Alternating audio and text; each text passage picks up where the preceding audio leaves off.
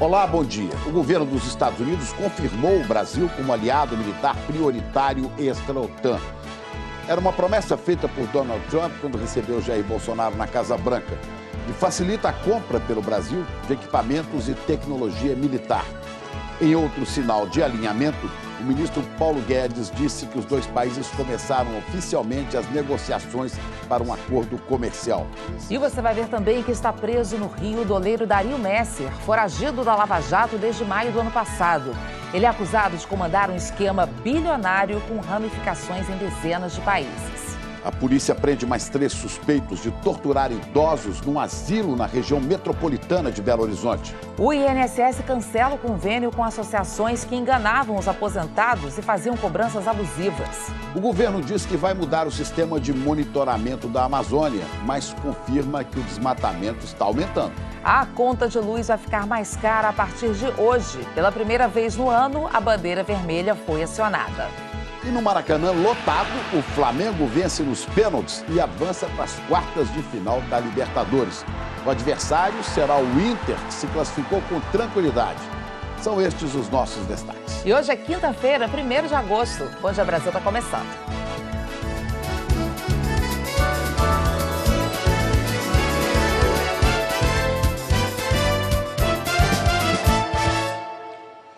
Depois de mais de um ano de buscas, a Polícia Federal prendeu em São Paulo Dario Messer, que é conhecido como o doleiro dos doleiros, Ana. Dario Messer chegou a se esconder no Paraguai. Ele é investigado pela Operação Lava Jato e vai ser transferido hoje para um presídio no Rio.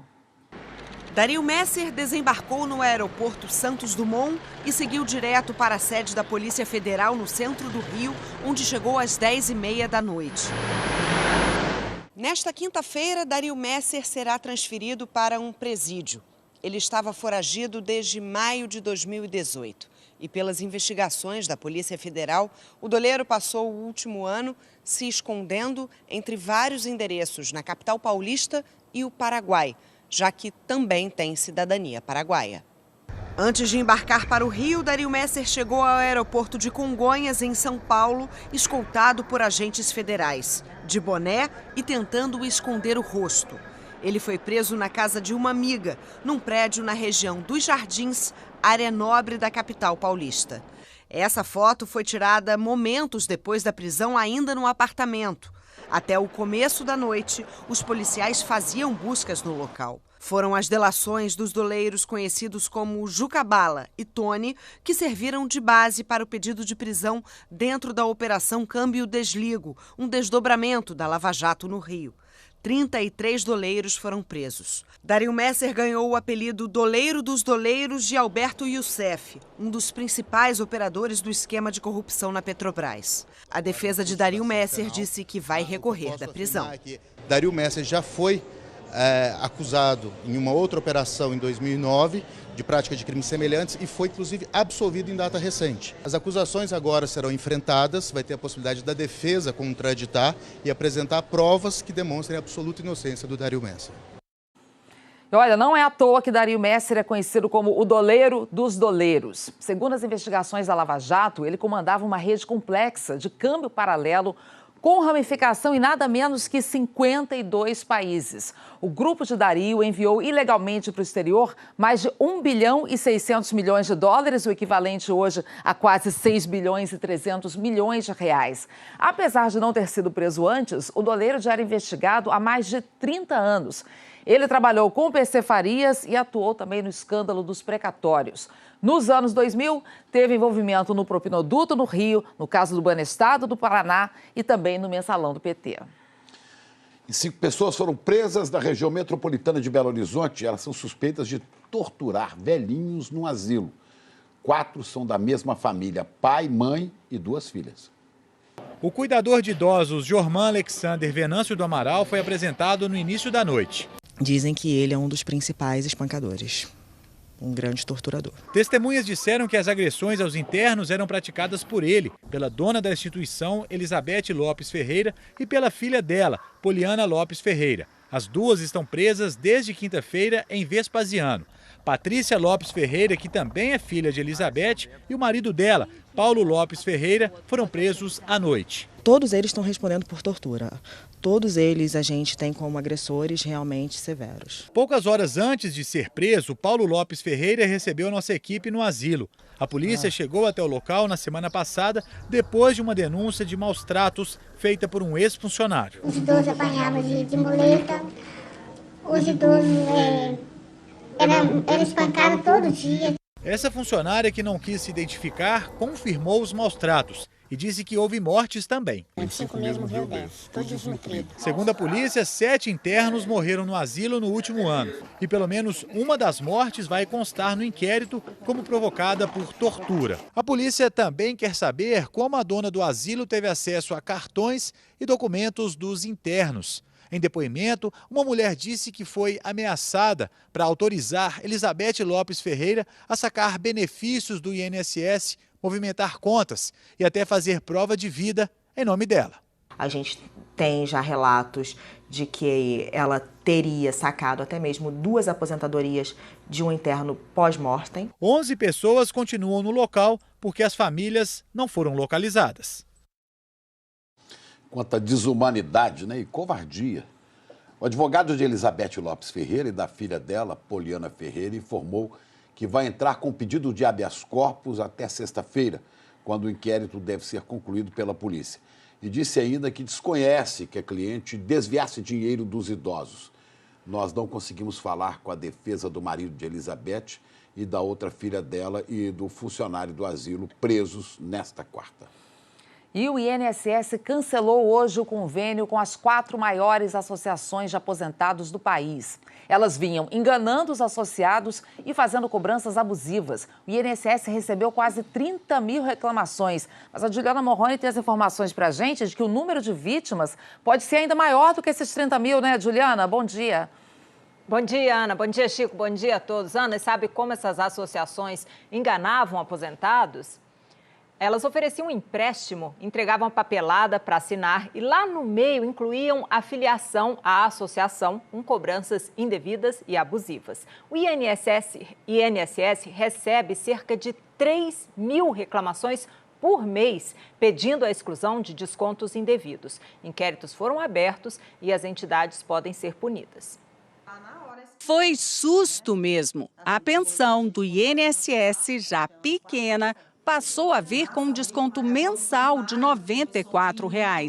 Elisângela pegou o extrato do pagamento e... vinha o nome da associação no extrato e o valor descontando.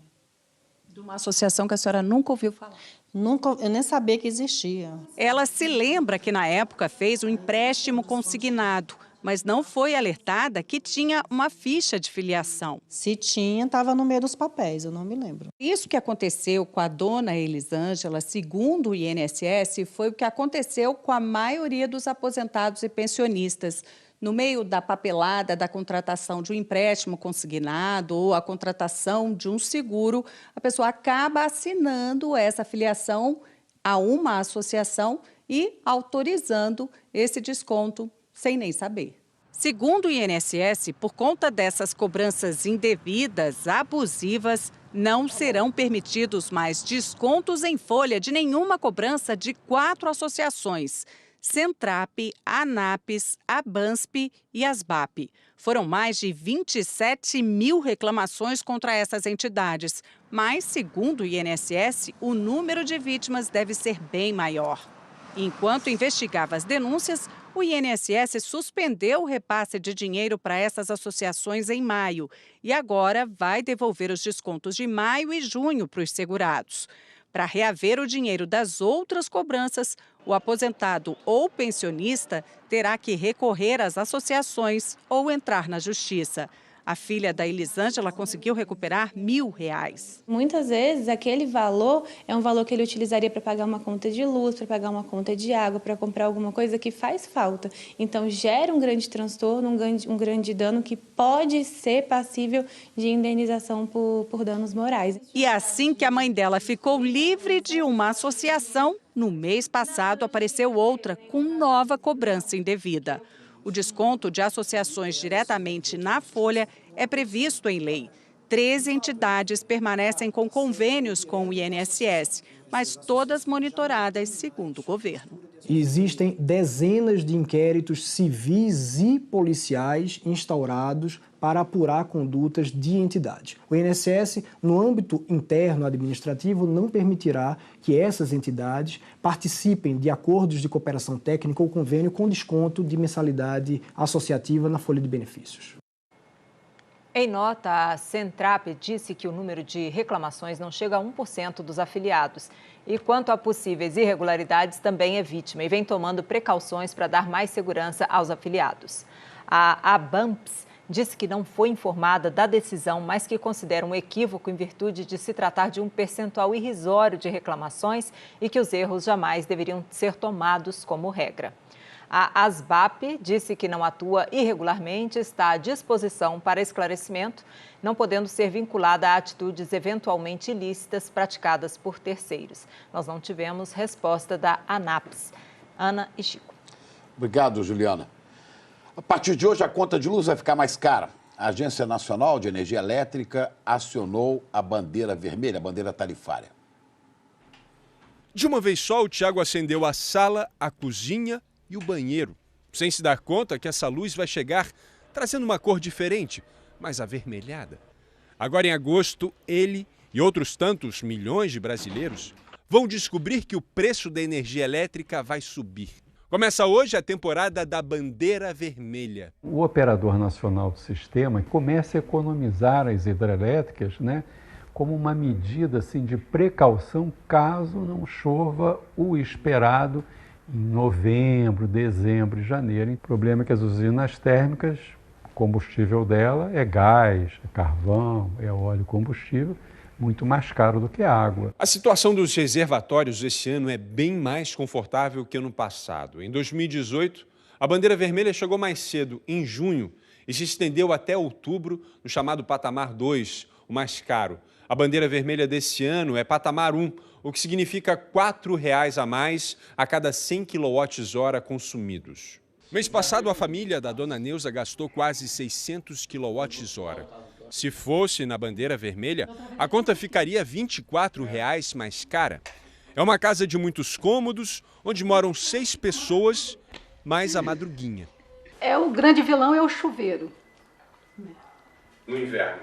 No inverno, é verdade. Mas também, quando chega o verão, o ar-condicionado. Mas a gente sempre procurou conscientizar os meninos, desde pequenininhos, de que é preciso economizar. Vamos direto, então, saber de previsão do tempo, porque hoje tem alerta de temporais. Para onde, Jaqueline? Bom dia.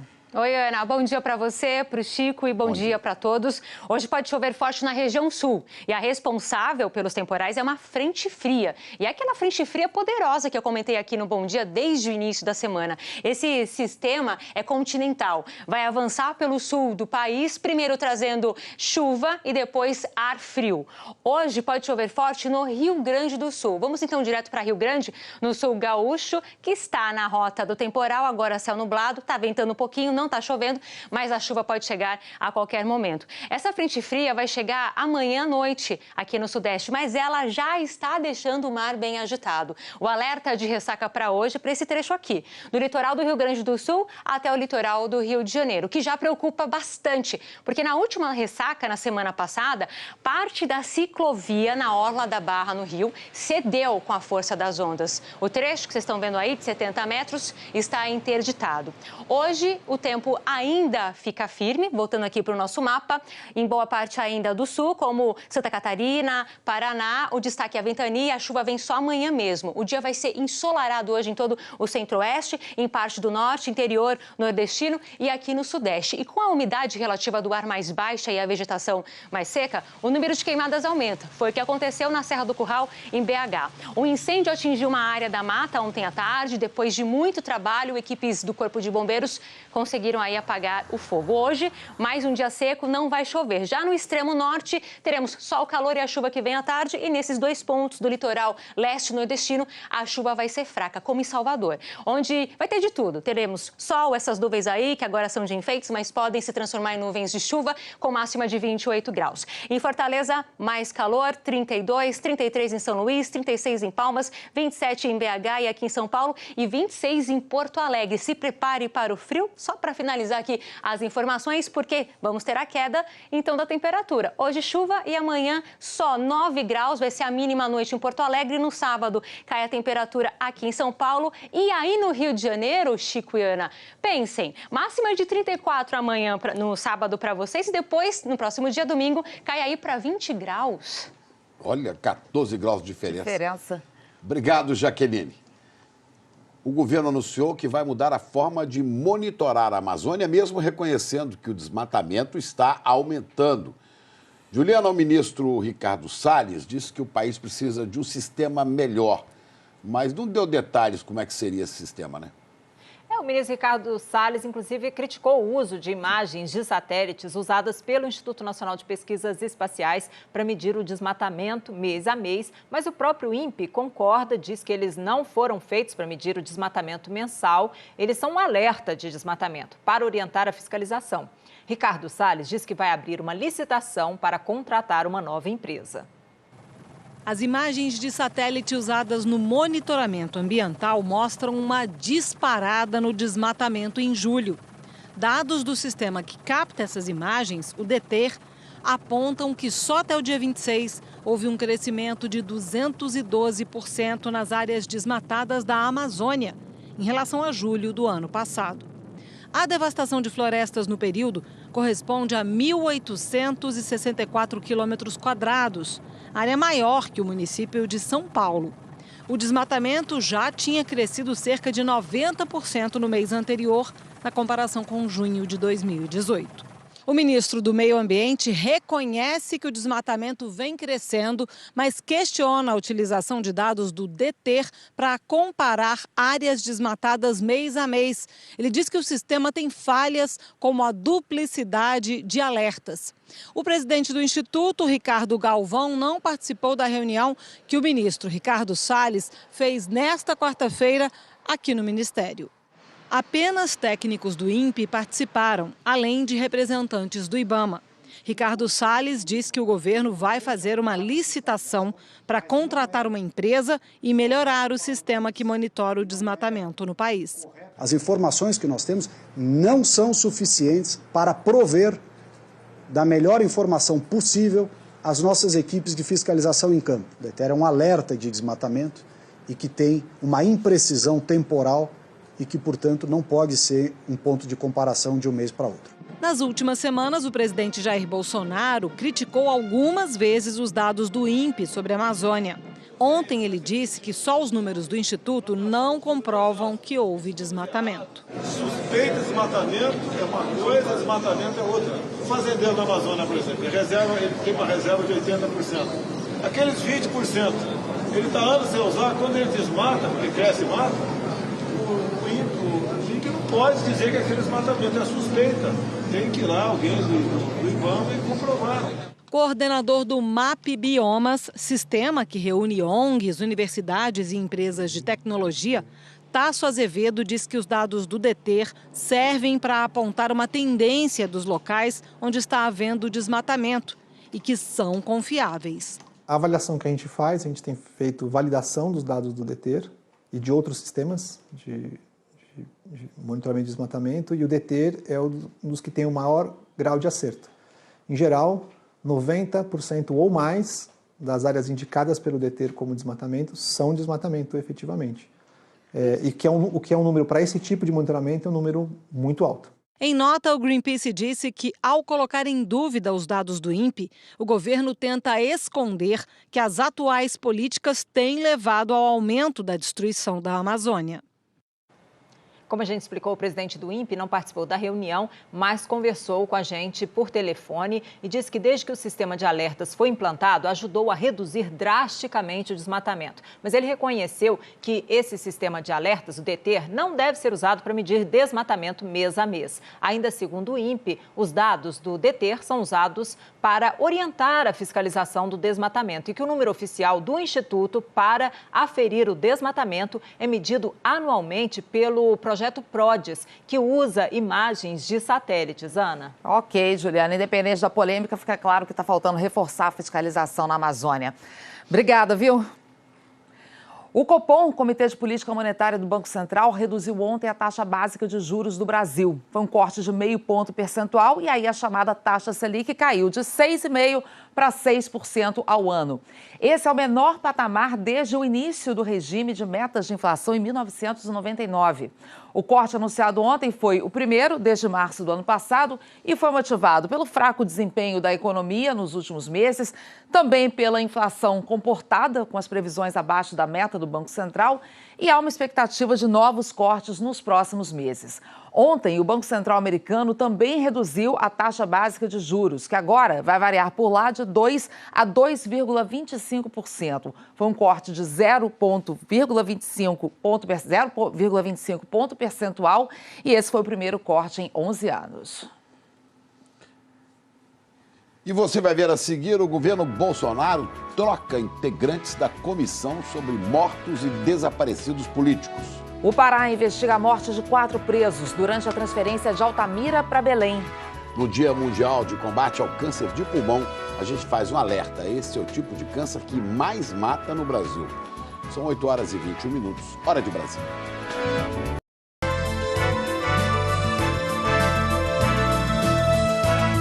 O governo trocou 4 dos 7 integrantes da Comissão sobre Mortos e Desaparecidos Políticos. Essa mudança vem na mesma semana em que o presidente Bolsonaro afirmou que o pai do presidente da OAB foi assassinado por companheiros do movimento de esquerda e não por militares, contrariando documentos oficiais das Forças Armadas e da Comissão Nacional da Verdade. A Juliana tem outras informações sobre essas trocas que foram feitas hoje na comissão. Juliana. Ana, entre os integrantes que foram tirados pelo governo está a presidente da Comissão de Desaparecidos, Eugênia Gonzaga. Recentemente, ela criticou aquelas declarações de Bolsonaro sobre como o pai do presidente da OAB foi morto. A repórter Natália Godoy tem as informações para a gente. Muito bom dia, Natália. Juliana, bom dia para você, um ótimo dia a todos. Pois é, Eugênia Gonzaga, que era a presidente da comissão, o nome dela foi trocado por Marco Vinícius Pereira de Carvalho. Marco Vinícius, então, portanto, passa a ser o novo presidente da comissão. Ele é filiado ao PSL, partido do presidente Jair Bolsonaro, e assessor especial de Damares, da ministra Damares. Ele foi funcionário da prefeitura de Taió, em Santa Catarina. Nós falamos com Eugênia Gonzaga, a ex-presidente da comissão, agora pela manhã, e ela disse que já esperava isso, que lamenta muito, mas que isso ia acontecer mais cedo ou mais tarde. Essas são as palavras dela. Essa troca acontece dias depois de o presidente Jair Bolsonaro dar uma versão diferente da versão oficial sobre a morte de Fernando Augusto da Santa Cruz Oliveira, que é o pai do presidente da OAB. Fernando Augusto de Santa Cruz, ele foi militante estudantil e integrou a Ação Popular, uma organização contrária ao regime militar. Ele desapareceu em 74 no Rio de Janeiro. O presidente Jair Bolsonaro chegou a falar que é balela, ele usou esse termo, documentos sobre mortes na ditadura. E a Comissão sobre Mortos e Desaparecidos Políticos foi criada em 1995, durante o governo de Fernando Henrique Cardoso. Juliana, volto com você. Natália, e Bolsonaro acabou de falar que a comissão mudou porque o presidente da República mudou. Obrigada pelas informações. E o presidente da Ordem dos Advogados do Brasil, Felipe Santa Cruz, entrou com uma ação no Supremo Tribunal Federal para que o presidente Jair Bolsonaro explique as informações que disse ter sobre o desaparecimento do pai, Fernando Santa Cruz. E se ele realmente tiver essas informações, que as comprove, explique como as obteve e por que não denunciou ou mandou apurar o caso. A interpelação é para saber também se o presidente Bolsonaro sustenta a declaração de que Fernando Santa Cruz teria sido assassinado pelos companheiros da Organização Ação Popular do Rio e não por militares. A ação foi assinada por 12 ex-presidentes da OAB.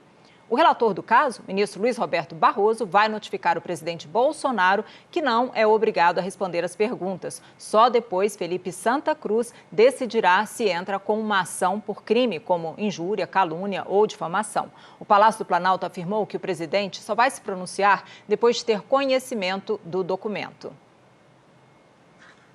Ana, Chico. Obrigado, Juliana. A Polícia Civil abriu um inquérito para investigar a morte de 4 presos envolvidos no massacre dentro do Centro de Recuperação Regional em Altamira, no Pará. Eles foram assassinados durante a transferência de Altamira para Belém.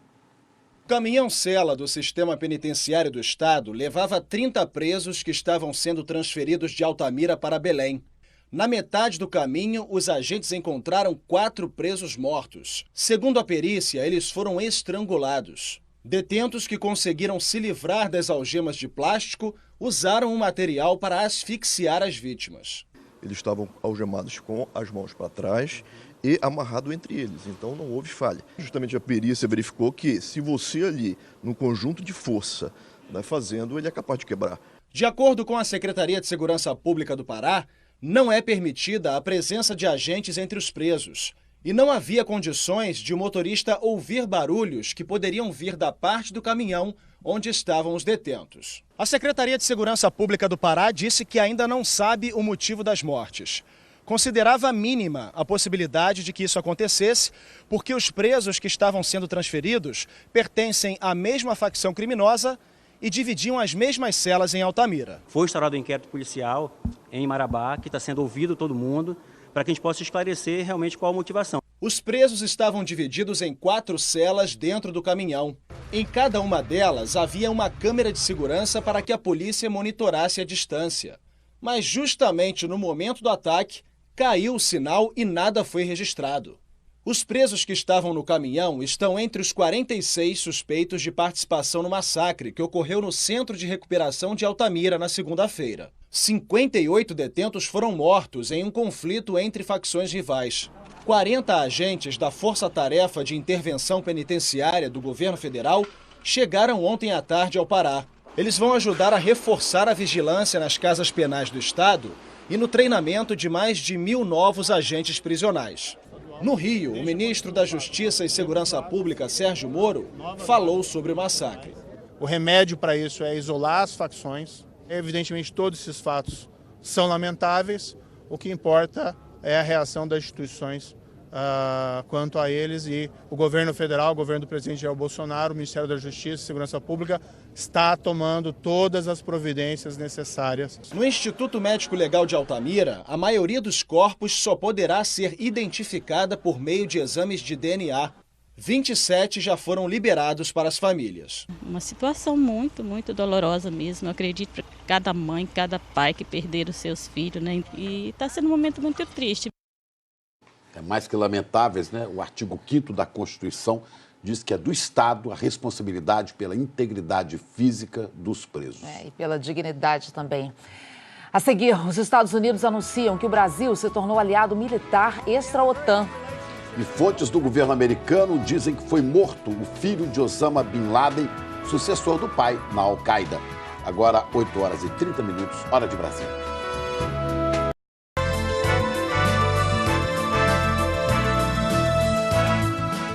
De volta. Os Estados Unidos designaram o Brasil oficialmente como um aliado prioritário extra-OTAN. Essa medida facilita, por exemplo, a compra de equipamentos e tecnologias militares dos Estados Unidos e também dá prioridade em treinamentos com as Forças Armadas americanas. Essa denominação cabe a países que não fazem parte da OTAN, mas são considerados aliados militares estratégicos dos Estados Unidos. São 17 ao todo nessa situação. A OTAN é uma aliança militar criada durante a Guerra Fria para a defesa dos 29 países que fazem parte do bloco. Essa designação para o Brasil foi uma promessa feita por Donald Trump ao presidente Bolsonaro no encontro que os dois tiveram em março. E no Planalto, a interpretação é de que esse anúncio reforça a parceria entre Brasil e Estados Unidos. Vamos a mais detalhes com a Juliana, né, Juliana? Ô Chico, parceria que o Brasil está tentando fortalecer, né? A equipe econômica avalia que depois do acordo histórico do Mercosul com a União Europeia, o Brasil se credenciou para dar voos mais altos, daí o interesse dos Estados Unidos em acertar a relação comercial com o Brasil. O secretário de Comércio americano, Wilbur Ross, esteve primeiro no Palácio do Planalto. Depois, continuou a conversa no Ministério da Economia. O ministro Paulo Guedes anunciou que foi dada a largada para as negociações de um acordo comercial com os Estados Unidos. Ficou amarrado o seguinte, o que era só um pensamento, agora é o seguinte, já estamos oficialmente começando as negociações com os Estados Unidos. De janeiro a junho, o Brasil exportou 14 bilhões e 700 milhões de dólares para os Estados Unidos e importou 13 bilhões e 780 milhões de dólares. O saldo da balança comercial entre os dois países ficou positivo no primeiro semestre do ano. Ana e Chico. Ok, Juliana. E ainda falando dos Estados Unidos, o Irã reagiu hoje à nova sanção do governo americano aplicada ao ministro de Relações Exteriores. O presidente iraniano disse que a decisão é infantil e o chanceler iraniano debochou da punição. Rodrigo Carvalho, de Londres, tem mais detalhes sobre esse clima aí com o Irã, que está cada vez pior, né? Rodrigo, bom dia. Bom dia, Ana, Chico, bom dia para todo mundo. Mohamed Zarif ridicularizou o bloqueio de bens nos Estados Unidos e a proibição de negócios com cidadãos americanos. Disse também que ele não tem interesses fora do Irã.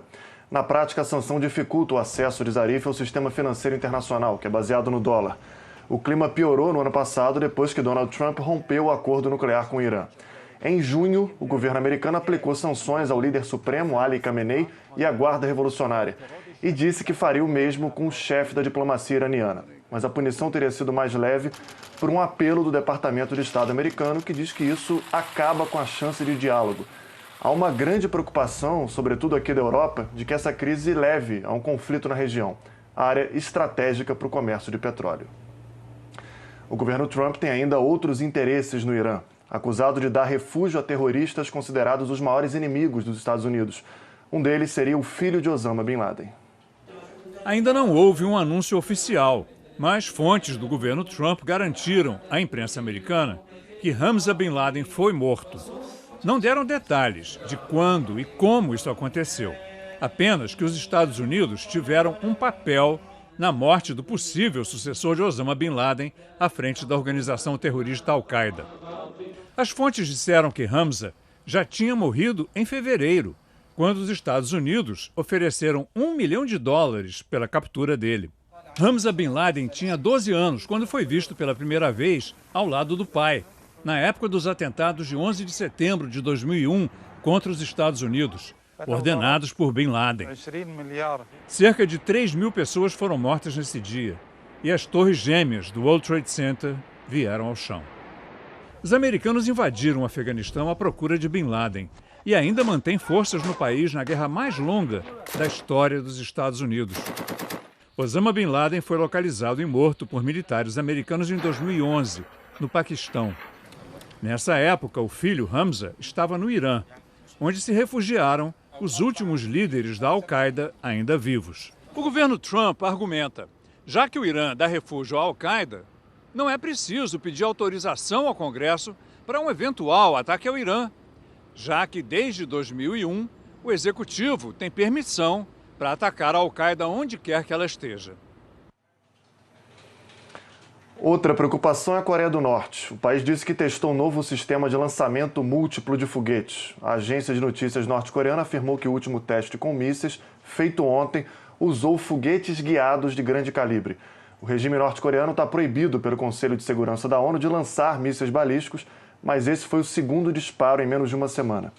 O Conselho de Segurança vai se reunir hoje a pedido do Reino Unido, da França e da Alemanha, países que temem que a Coreia do Norte esteja desenvolvendo armas de longo alcance. Chico e Ana.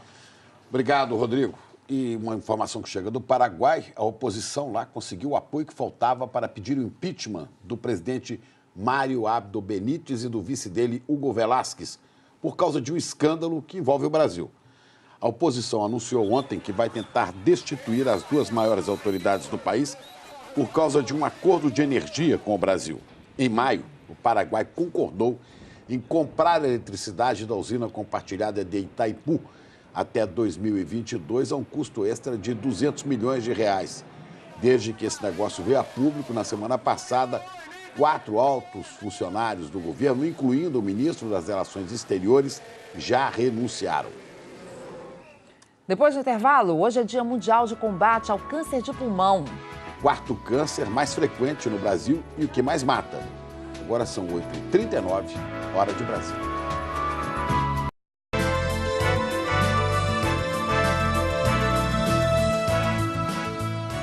Hoje é o Dia Mundial de Combate ao Câncer de Pulmão, um dos mais comuns no Brasil e o que mais mata. E o número de casos pode ser ainda mais numeroso do que os registros oficiais. Vamos lá para São Paulo falar sobre isso com a Glória Vanik. Glória, bom dia. E saber quantas pessoas exatamente sofrem desse tipo de câncer é fundamental para a elaboração de políticas públicas. Fundamental, Ana Paula, Chico, bom dia para vocês, bom dia para todo mundo. O Instituto Nacional de Câncer estima que o número de casos de câncer de pulmão seja bem maior do que o notificado. O outro problema é que muitas vezes a pessoa descobre o câncer de pulmão quando a doença já está no estágio avançado. O diagnóstico precoce aumenta a chance de cura. Era somente uma tosse. Por conta própria, eu comecei a tomar xarope, expectorava e melhorava por alguns dias e logo em seguida voltava. Ela procurou um médico, mas o resultado de um exame não apontou câncer. Ele disse que eu tinha uma fibrose pulmonar. O diagnóstico de câncer de pulmão demorou 4 meses e o tumor cresceu. Passou de 4,5 centímetros para 7. Infelizmente, ele cresceu a tal ponto que ficou assim, impossível a probabilidade de pensar numa cirurgia. O câncer de pulmão é o 4º mais frequente no Brasil e é o que mais mata. E apesar de organismos internacionais e nacionais preverem dezenas de milhares de novos casos todos os anos, o que é registrado pelas redes de saúde é muito menor. Num levantamento feito pelo Instituto Oncoguia, em 2016, que é o dado mais recente disponível, foram pouco mais de 6.900 registros de câncer de pulmão no país. A estimativa do INCA, o Instituto Nacional do Câncer, para aquele ano era de 28.220 casos. Para a presidente do Oncoguia, a falta de notificação por parte dos profissionais de saúde pode comprometer as políticas públicas para combater e tratar a doença. A gente já tem 1 ano da aprovação da lei da notificação compulsória do câncer. Já fez 1 ano e a gente ainda não conseguiu ter uma regulamentação da lei, muito menos uma implementação da lei. Há um outro dado que assusta. 86% dos casos que foram registrados no país naquele ano eram de pessoas que já estavam em estágio avançado da doença. E 30% dos pacientes não conseguiram começar logo o tratamento, nem mesmo dentro de 60 dias após receber o diagnóstico, conforme prevê a lei. Para esta médica oncologista, essa demora pode impossibilitar a cura. Quando ela chega de uma maneira avançada, realmente diminui as chances de se fazerem tratamentos com potencial curativo. E a pessoa pode também até chegar num ponto de não conseguir, inclusive, ter uma condição física que permita um tratamento adequado. Ela defende que para reduzir o número de mortes pelo câncer de pulmão, é preciso ampliar o acesso da população aos exames, indicados principalmente para os fumantes com anos de vício. Um exemplo de como chegar mais perto do paciente é o do Hospital de Amor de Barretos. A equipe médica vai de lugar em lugar numa carreta equipada para fazer exames. O fumo é o principal causador do câncer de pulmão, mas há outros fatores de risco: genéticos, exposição à poluição, a certos agentes químicos e metais. A Elaine faz parte dos cerca de 20% dos pacientes que nunca fumaram. Ele simplesmente começou a responder com a quimioterapia mesmo, a convencional. Saber que não deu metástase e que, mesmo diante de toda essa situação, eu estou de pé, eu já me sinto vencedora, sinceramente, eu já me sinto uma vencedora, porque não tem sido fácil. A estimativa é que só no ano passado foram registrados no mundo mais de 2 milhões de novos casos de câncer de pulmão. Ana Paula e Chico. Obrigado. E você agora vai conhecer um projeto que beneficia crianças e adolescentes de uma comunidade carente no Recife. É o Procrio, que tem o apoio do Criança Esperança. Aí o que a gente faz agora? A gente só vai usar a borracha para apagar. procria um espaço de oportunidade. Eu falo não só uma oportunidade, mas uma oportunidade cidadã. Vai pegar um palitinho, ó. Tá vendo aquele palito? O projeto é um espaço de fazer com que a pessoa consiga crescer. Hoje você vai aqui na comunidade, tem gente que trabalha no shopping, tem gente que trabalha no posto de gasolina e já passou pelo projeto, aprendeu uma informática. Tem gente que aqui que é empresário, assim, já tem seu próprio salão de beleza. A minha esposa, ela cresceu no projeto, no Procrio, e a gente se conheceu. E aí a gente fez a via de mão dupla, né, de se abraçar e abraçar a causa também. E aí a família veio crescendo, né? A gente pretende que isso aí vá por muitos anos. Para doar R$ 7,00, ligue 0500 2019 007. Para doar R$ 20,00, ligue 0500 2019 020. Para doar R$ 40,00, ligue 0500 2019 040. Para garantir a doação é preciso ouvir a mensagem até o fim. Para doar outros valores, entre no nosso site e clique na marca Criança Esperança. Intervalo, na volta tem futebol. O Flamengo vence nos pênaltis e se garante uma vaga nas quartas de final. Vai enfrentar o Inter, que também avançou na competição. Daqui a pouco, agora 8h49, hora de Brasília.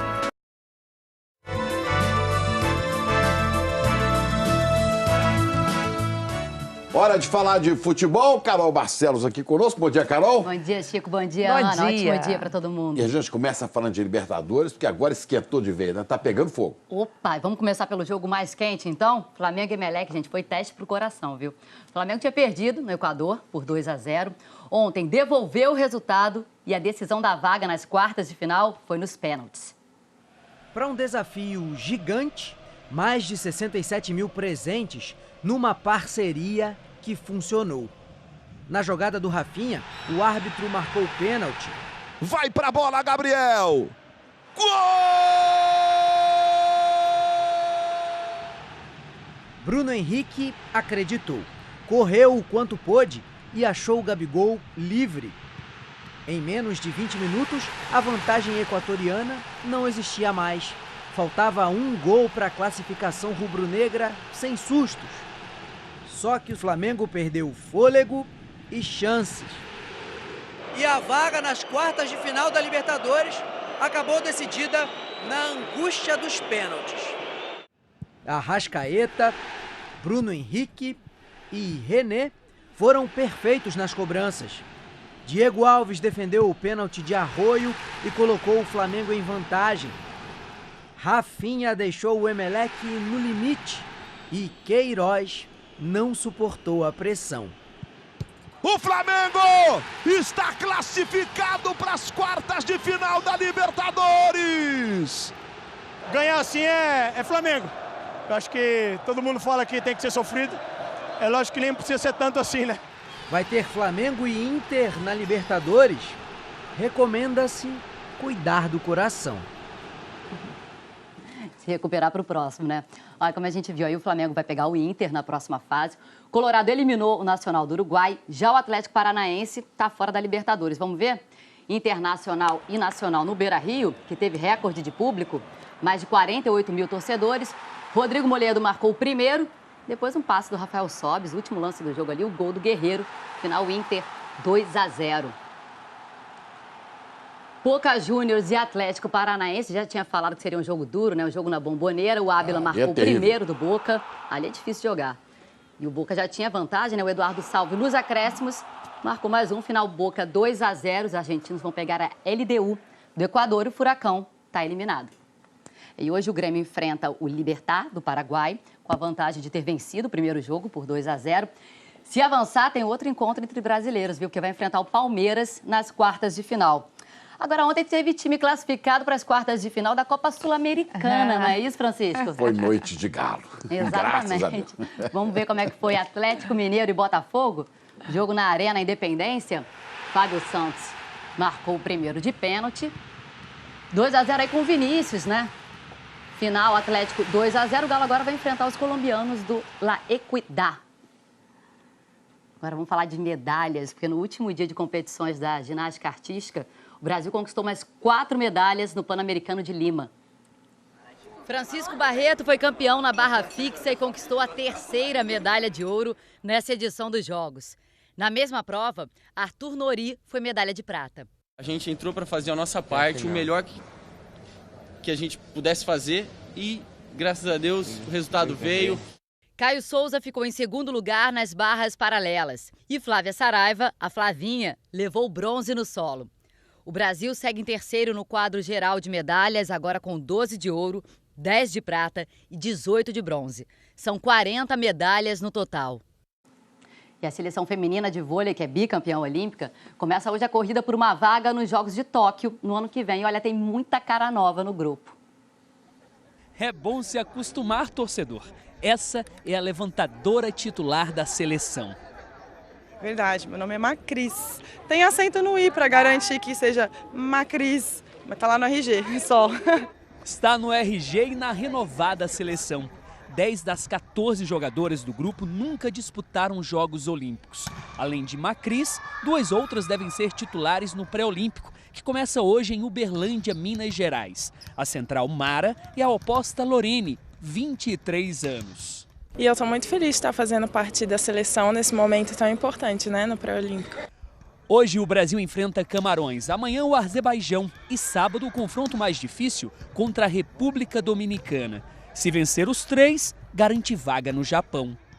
E aqui, 3 jogadoras que já viveram a experiência olímpica voltarão a atuar juntas pelo Brasil depois de quase 2 anos. Com esse trio, uma certeza: Uberlândia fica bem pertinho de Tóquio. Tandara, Gabi e Natália. Por causa de lesões, elas desfalcaram a seleção em momentos diferentes. E a gente espera que todas possam corresponder, todas possam ajudar, principalmente nesse momento que todas as atenções, todo o foco está canalizado para a disputa do pré-olímpico. Então, por quê? O Japão é logo ali. Tá chegando, a gente está em regressiva já, né? Falta menos de um ano. Aproveitar para fazer o convite para vocês. A Globo vai transmitir o jogo entre Brasil e Camarões pelo pré-olímpico. Hoje, a partir das 2 da tarde, horário de Brasília. Estaremos na torcida e com isso a gente encerra o nosso Bom Dia Brasil dessa quinta-feira. É quase sexta, hein, gente? Quase sexta. E a gente fica aqui na torcida com a experiência do Zé Roberto, com a novidade da Macris. Me despeço por aqui, gente. Boa quinta-feira para todo mundo. Até amanhã. Olha, o novo Mais Médicos deve ser lançado hoje. O governo promete ampliar a oferta de médicos em locais mais vulneráveis, onde o atendimento à saúde é pior, e formar médicos especialistas em medicina da família. A conferir. Um ótimo dia para todos. Números divulgados hoje pelo governo britânico, a venda de sacolas plásticas nos maiores supermercados aqui da Inglaterra caiu pela metade ano passado. 451 milhões de sacolas a menos. Aqui, desde 2015, o consumidor tem que pagar o equivalente a 25 centavos de real por sacolinha, o que fez muita gente ter criado o hábito de andar com uma sacola reutilizável na bolsa ou na mochila. É o começo de uma mudança de comportamento na marra, mas assim seja aqui no Brasil, ao redor do mundo. Abraço e boa quinta-feira. Novidade bem-vinda e bem-vinda, Ana Maria. Mas você vai entrar no ar daqui a pouco, você e Louro José.